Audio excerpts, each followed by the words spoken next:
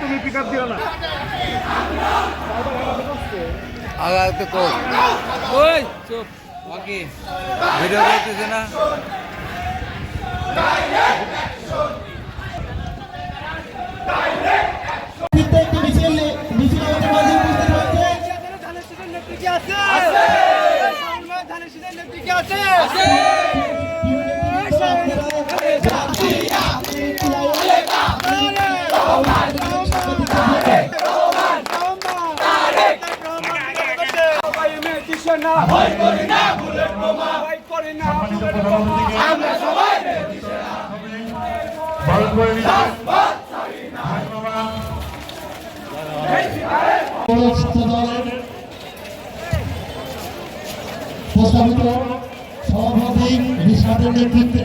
আচ্ছা আমি এতই সোজা শেখ হাসিনা তো 16 বছর চেষ্টা করলো, আমরা কি শেষ হয়ে গিয়েছি?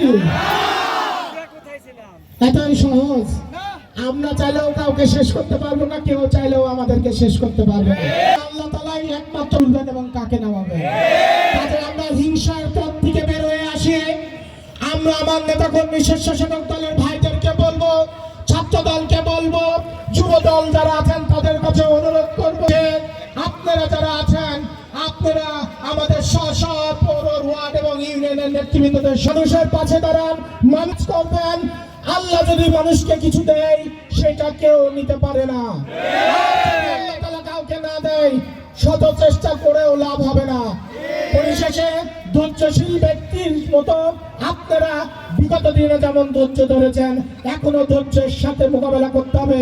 মনে রাখবেন এই ধানের শীষ, এই জনগণ, এই বিএনপির জন্য আমরা যে ত্যাগটা দিয়েছি ওই ত্যাগ দেওয়ার জন্য সামনে আরো পরীক্ষা আমাদের আছে, পরীক্ষা আমাদেরকে উত্তীর্ণ হতে হবে।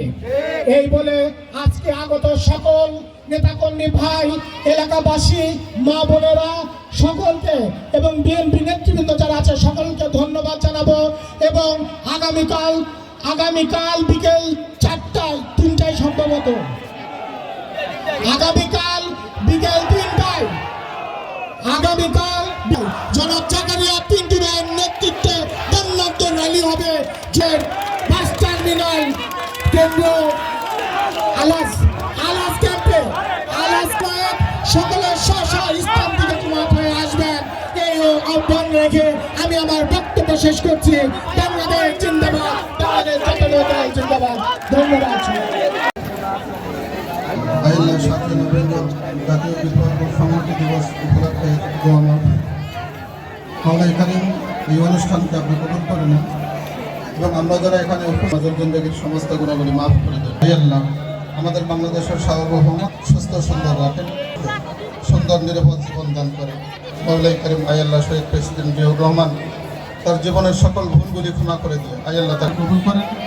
বিশেষ করে যে সমস্ত নেতৃবৃন্দ এখানে উপস্থিত দান করেন, মওলাই করিম আল্লাহ সকলকে সুচিন্তা দান করেন। আল্লাহ দেশ ও জাতির সেবা করার তৌফিক দান করেন।